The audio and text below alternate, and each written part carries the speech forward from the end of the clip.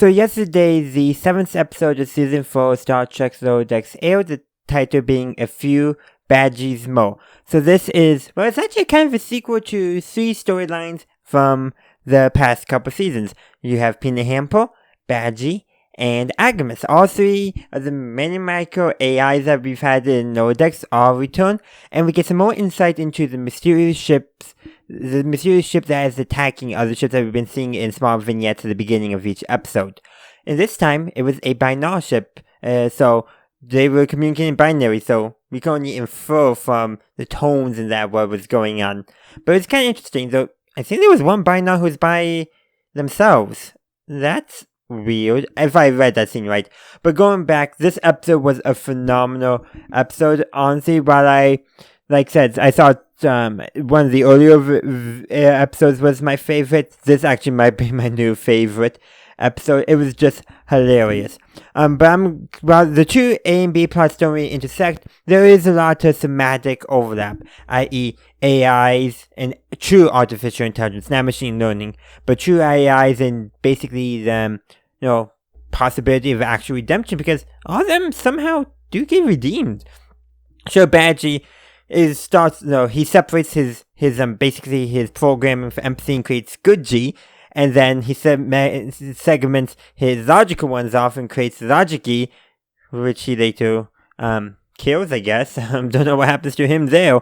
But yeah, so Badgey is attacking Cerritos and all that, and Rutherford, good G is created when Rutherford actually shows Badgey some love, acknowledging that he probably should have. Because logic E later on does say that it's not the parents' fault for the behaviors of basically especially grown children, for lack of a better description. But it was just kind of fun. And good G just survives the entire time. But Badgey, he develops a plan where he'll basically put himself in every single ship and computer and relay in the Federation, and he just ascends to a higher plane of existence. He realizes that he has all the power, but there's nothing. He basically realizes he doesn't want revenge anymore and all that, so he just ascends to a higher plane, plans to hang out with the Q, and find an empty dimension to create his own universe. That's going to be interesting if that ever comes up again. Oh, also, he mentions the Black Mountain, which we saw in episode 3 of this season, and that Shax mentioned in season 2, I believe. But yeah, so that was mentioned, and we get to see the koala again.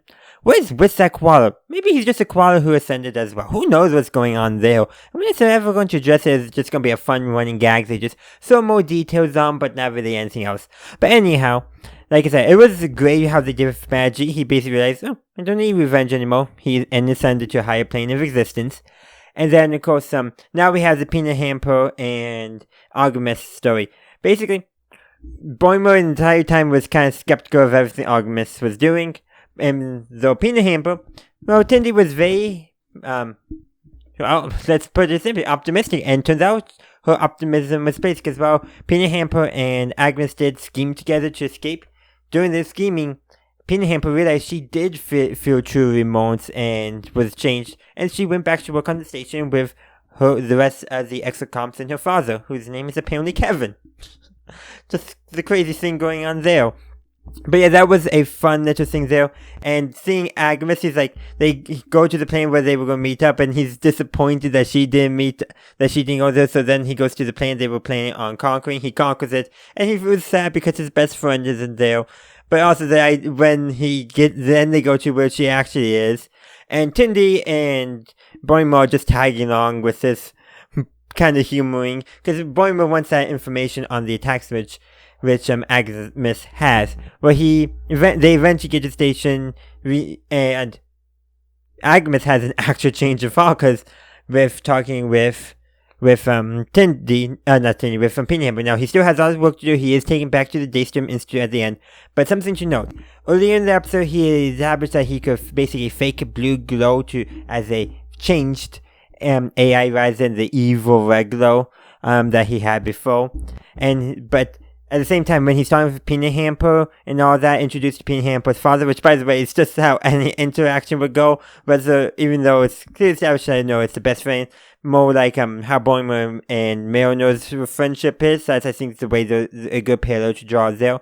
But at the same time, with him being a little nervous and Pinhamper's father just asking the normal father questions, even though we can't understand it, you can tell from the tone in his responses, oh, that's going on there. And Pinhamper's responses too.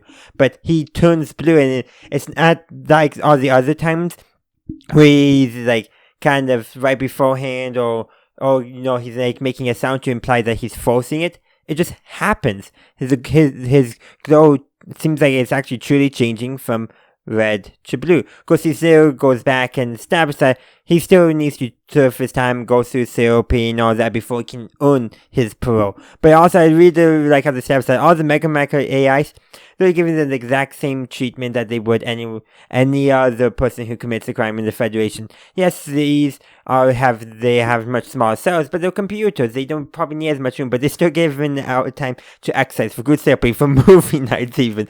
It's just hilarious how they threw all that stuff in. But I really did like how all this connected was dealing with basically AIs and their intelligence, emotional intelligence especially, and the potential for them redeeming themselves from being maniacal tyrants. It's quite lovely how they did that.